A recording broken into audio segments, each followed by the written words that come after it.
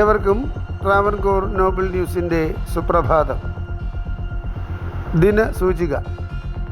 ഇന്ന് കൊല്ലവർഷം 1201, മകരം 20, ക്രിസ്തുവർഷം 2026, ഫെബ്രുവരി 3, ചൊവ്വാഴ്ച.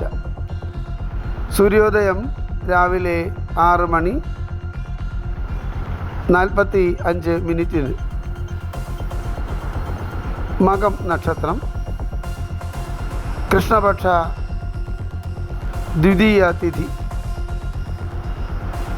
ഇന്നത്തെ രാഹുകാലം ഉച്ചയ്ക്ക് ശേഷം 3:27 മുതൽ വൈകുന്നേരം 4:54 വരെ.